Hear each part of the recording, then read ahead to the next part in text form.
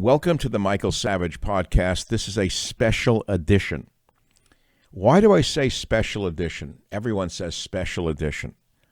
I received an email over the last few days from a friend of mine who's a physicist who works in very interesting areas, in some cases with the Defense Department. I don't really know exactly his connections, but I've known him for many years.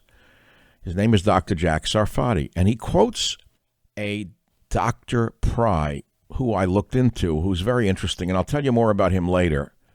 But the important thing is not who sent this to me, but the idea itself. And today's podcast is called, Is Putin Playing Possum? And according to the piece I got, I'm just going to read it to you. It says, Dr. Pry says U.S. military intelligence, the White House, the CIA, and others are in a dysfunctional state of optimistic denial, while Putin and his men are in a dysfunctional state of paranoia armed with modern tactical nukes. 2,000 to 8,000 against NATO's 200. Let me say that again. According to this article, or this email, Putin has 2,000 to 8,000 nukes. NATO has 200. And the article, which is very alarming, goes on to say Putin will use nukes on the battlefield. People say, well, wait a minute, wouldn't the radiation blow onto Russia? This email says his nukes can be tuned to localize small explosions with little radioactive fallout. Then he goes on to say NATO has very few mainline battle tanks. Putin has 20,000. Let me repeat that. You haven't seen many tanks thus far. You've seen tanks and trucks blown up, Russian tanks and trucks blown up, and you've been cheering, even though it's the death of other human beings. It doesn't matter to most people. They want to see Russians dead. Putin has 20,000 tanks, which this email says he's holding in reserve. What he put out were old line tanks as sacrifices. And it goes on. It says Putin is using Napoleon's Austerlitz strategy in Ukraine by baiting NATO to enter Ukraine.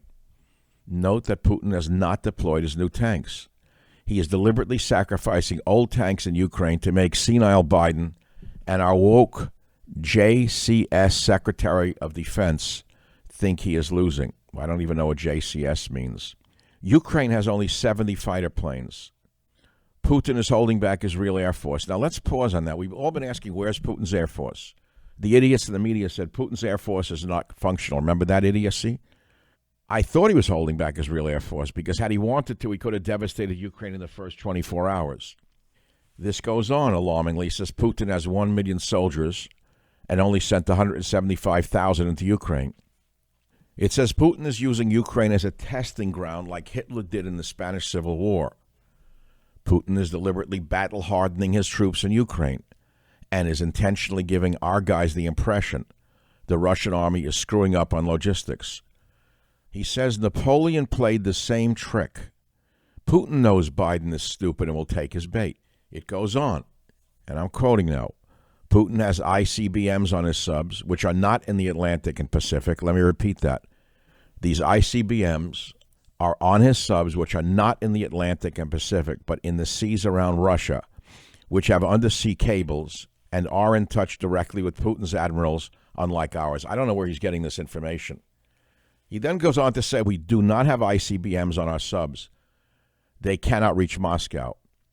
Putin's main weapon is EMP. He can fry all of NATO from a height of 70 kilometers or so. He can fry all of the USA from a height of 300 kilometers. Even North Korea may have 2 orbiting EMP space weapons now threaten the U.S. homeland. These EMP weapons are over 100,000 volts per meter. Our military-hardened devices are only to 50,000 volts per meter. Very nice. God. It goes on alarmingly and says Putin thinks he can win a nuclear war. Putin has deep underground bunkers for his elite, and Moscow subways have powerful blast doors that will enable ordinary people inside them to survive. Obama hollowed out our nuclear force. Most of our weapons are over 30 years old and will not even work most likely. Putin has a modern nuclear force on a tactical battlefield scale that he will not hesitate to use. He says that America, under the incompetent lunatic left, is now a helpless sitting duck. We are not protected, and Putin knows it. He then concludes by saying, again, understand what Napoleon did at Austerlitz. Putin is following Napoleon's strategy. This is part one of this special podcast, Is Putin Playing Possum? On the Michael Savage podcast. It's alarming. I don't know how true it is, but I wouldn't share it with you if I didn't think it was worth your consideration. What you have just heard is only the beginning of today's podcast, Is Putin Playing Possum? It's based upon the work of Dr. Pry, sent to me by a friend of mine, Dr. Jack Sarfati. In the following more complete version on the podcast, you will learn who Dr. Pry is and why he's so important.